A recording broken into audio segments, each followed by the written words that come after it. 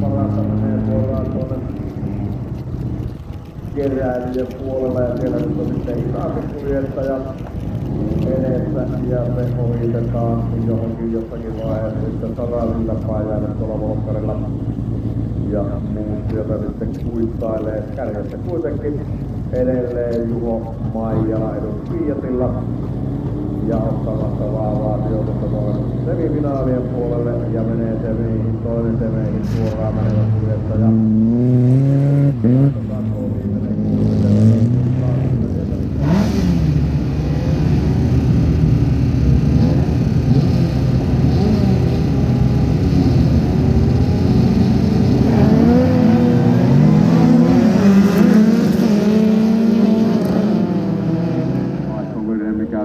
Yksi kappale autoa, kun sille Sarasillan pää veteliläiskuski tuolla kuplalla tuolla Peikkassa.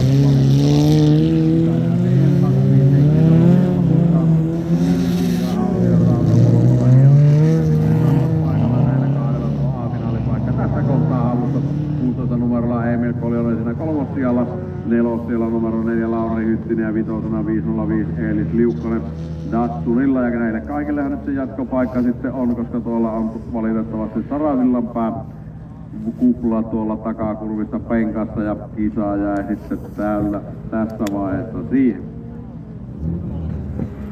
Heikki Salo sieltä tulee ja menee A-finaaliin.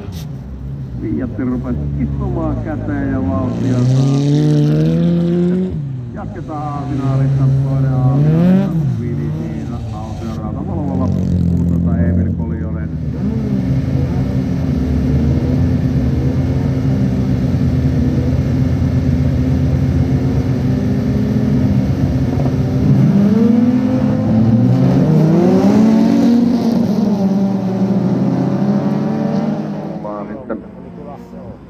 Tullaan sitten myös Opelilla, eli siellähän on sitten Elias Lehtola tuossa kolmospaikalla ja 2. paikalla parhaalle tosiaan jatkopaikka kärjessä Lauri Emil Koljonen siinä kakkospaikalla, kolmospaikalla Elias Lehtola ja varmasti lähtee tuolla takakurvissa sitten hakemaan tuolta sitten sitä ohitusta. Näyttää kuitenkin, että Emil Koljonenkin pääsee tuossa Sörö-osuudella vähän karkuun. Lauri Hyttisen, Elias Lehtola vetopyörässä ei pitoa ihan niin, ja kyllä siinä jo taisteluvettä pitää Karlo Rotonen tuolla selän takana. Tiivis nippu on siinä, ei nyt virheitä kärsi tehdä. Lauri Hyttinen kuitenkin vahvasti vienyt porukkaa ja tulossa sieltä viimeisten tiukkojen kurvien osalta ja ruutulipulle ja menossa A-finaaliin. Kyllä tässä lähdössä jatkaa 4 Lauri Hyttinen A-finaaliin ja toinen.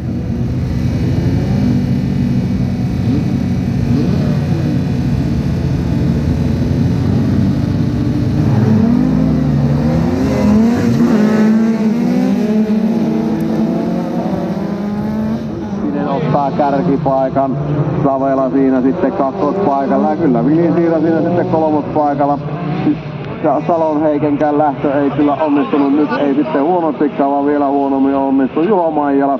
Ja tässä vaiheessa siellä Lauri Hyttinen vie porukkaa ja Simka-kuljettaja lähtee sieltä hakemaan ja sitten Siira yritti sisäkautta ohi ja pankka tuli vastaan ja Salo siellä kuittaa nousee kolmospaikalla. Kärkipaikalla kuitenkin Lauri Hyttinen, Köpis Fonsaa Seatilla vie porukkaa kakkospaikalla Topi Savela, Simkalla ja kolmantena 25 numerolla edelleen Heikki Salo tiivis nippu on toiselle kierrolle mennään ja Siira ei ole antanut peräksi. Salo pyörähtää kolmospaikalla, Siira kiittää ja kuittaa ja lähtee jahtaamaan. Ja onko siellä sitten sillä lailla, että sieltä on Maijalalta vetari poikki, kuulosti vähän semmoiselta tämä homma, että kyllähän se silloin lähtöhöpöksi menee, jos toinen vetari menee poikki. Ja semmoiselta on nyt vähän paha, kyllähän se näyttää siltä, että vain toisesta pyörästä lumihille jäähille lentää. Lauri Hyttinen kyllä nyt yllättää koko porukkaa vie edelleen tuolla kärjessä.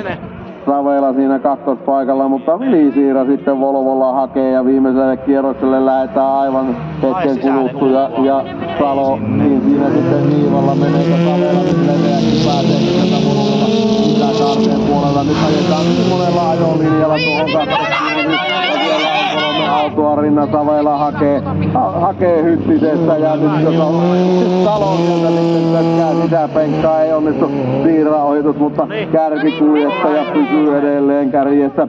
Ei vaihtunut se sijoitus, mitä siellä nyt sitten haetaan.